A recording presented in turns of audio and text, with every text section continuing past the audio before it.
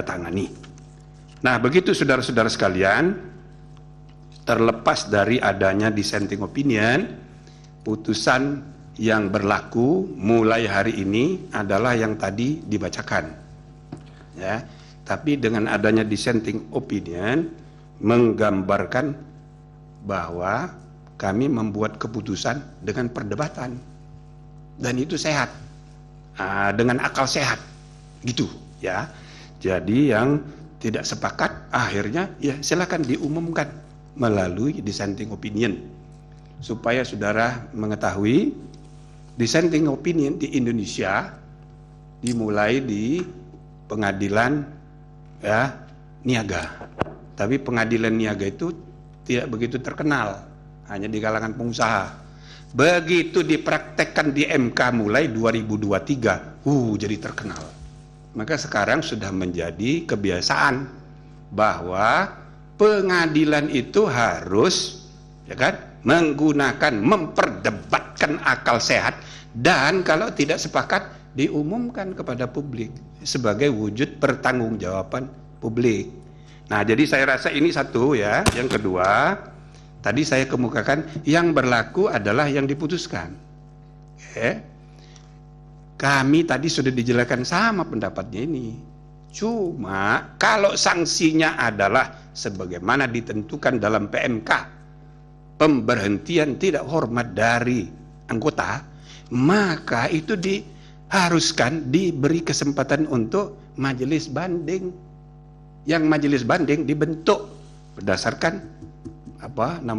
PMK itu, ya kan? Nah, membuat putusan majelis kehormatan tidak pasti, sedangkan kita sedang menghadapi ya proses persiapan pemilihan umum yang sudah dekat. Kita memerlukan kepastian yang adil, itu loh, untuk tidak menimbulkan masalah-masalah yang berakibat pada proses pemilu yang tidak damai, proses pemilu yang tidak terpercaya. Nah, untuk itulah kami memutuskan berhenti dari ketua sehingga ketentuan mengenai majelis banding tidak berlaku. Karena dia tidak berlaku, maka putusan MK yang dibacakan hari ini mulai berlaku hari ini, dan dalam 2 kali 24 jam harus sudah diadakan pemilihan. Gitu ya.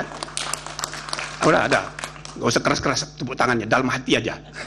Nah, jadi saudara-saudara sekalian, inilah putusan ya, mudah-mudahan ya dilaksanakan, dihormati sebagaimana mestinya, dan tidak ada alasan untuk tidak menghormatinya, karena ini majelis kehormatan yang dibentuk secara resmi berdasarkan undang-undang yang implementasinya diatur dalam PMK. Namun sebagaimana tadi kami sudah bacakan, salah satu rekomendasi terakhir yang kita sarankan kepada MK ke depan, sebaiknya PMK-nya diperbaiki. Tidak usah ada banding-banding segala itu. Kalau memang diperlukan, ya diatur di undang-undang supaya tidak jeruk makan jeruk. Prinsipnya jeruk tidak boleh makan jeruk. Gitu. Jadi itu saudara-saudara sekalian, mudah-mudahan sudah cukup ya. Terakhir, kami berharap mudah-mudahan ya bisa diterima dan bisa memberi kepastian bahwa aturan main sudah selesai dengan putusan MK, dan kemudian sudah dilaksanakan sebagaimana mestinya oleh penyelenggara pemilu. Meskipun kenapa kami sebut secara khusus permohonan dari BEM, bukan BEM ya, mahasiswa Fakultas Hukum Universitas Unsia, yang mengajukan permohonan judicial review PUU yang sudah diregistrasi nomor 141, dia menguji undang-undang yang sudah mengalami perubahan karena putusan MK, dan itu boleh diuji, dan pemohon itu sudah menguji dan sudah diregistrasi nomornya 141 gitu. Jadi sesudah diregistrasi harus disidang, dan ya pada saat disidang nanti para pemohon boleh menggunakan ketentuan pasal 17 ayat 1 Undang-Undang Pokok Kekuasaan Kehakiman 48 tahun 2009, hak ingkar. Nah, hak ingkar terkait dengan putusan MK ini, di mana hakim terlapor yang sudah diberi sanksi tidak boleh mengikuti penanganan perkara itu. Berarti hakimnya cuma 4. Maka ada peluang untuk terjadinya perubahan. Tapi bukan oleh MK, melainkan oleh MK sendiri.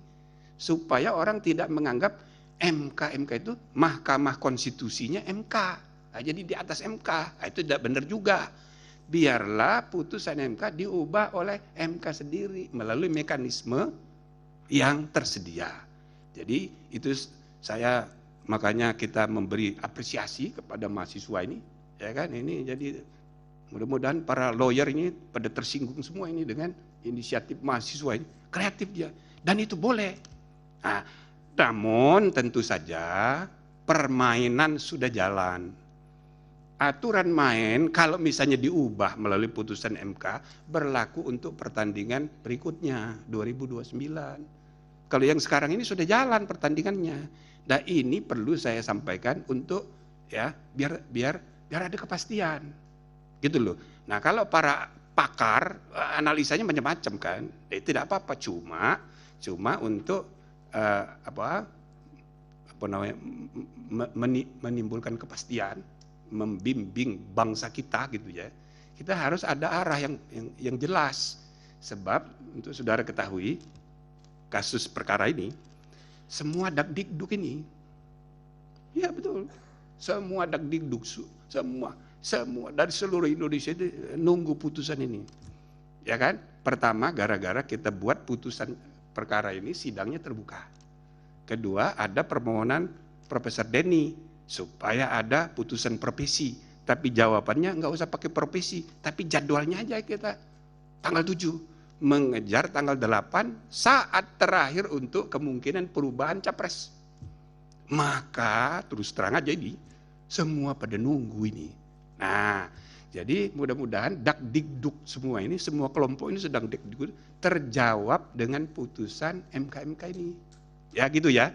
Nah, mudah-mudahan saudara-saudara putusan ini berterima di masyarakat luas, dan dengan mengucapkan terima kasih atas jasa saudara semua sebagai pelapor, ya, saudara semua ini berjasa. Putusan bersejarah itu hanya mungkin terjadi karena pelapor, penggugat, pemohon, atau ya lawyer. Nah, jadi karena itu saya ucapkan selamat pada saudara-saudara semua. Dengan ini sidang Majelis Kehormatan Mahkamah Konstitusi saya nyatakan ditutup. Sebentar. Hadirin dimohon berdiri. Sebentar, satu lagi sebelum berdiri saya tambah.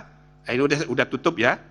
Nah, jadi saya ingin staf menyiapkan putusan, naskah putusan akan kita berikan kepada para pihak simbolik hari ini juga. Ini untuk menunjukkan bahwa di samping online kita juga akan menyerahkan fisik hari ini. Oke, itu satu. Yang kedua, saya sekedar mengingatkan karena saya ini ketua pertama lembaga ini. 5 tahun saya memimpin MK tidak pernah sidang terlambat. Tak pernah. Saya ingin mahkamah ini dikelola, diurus oleh hakim generasi sekarang. Juga jangan terlambat. Dan juga putusan-putusan langsung instan diserahkan. Bukan hanya di online, tapi diserahkan. Maka silakan diumumkan saudara staf ya untuk penyerahan. Siapa yang akan simbolik mewakili? Majelis. Cukup. Silakan. Terima kasih yang mulia. Enggak, ini aja penyerahan. Kita udah tutup. Nanti kalau ngobrol nanti aja. Silakan. Kami informasikan kepada pemohon dan atau kuasanya untuk tidak meninggalkan ruang persidangan karena akan dilanjutkan dengan penyerahan salinan putusan yang akan diserahkan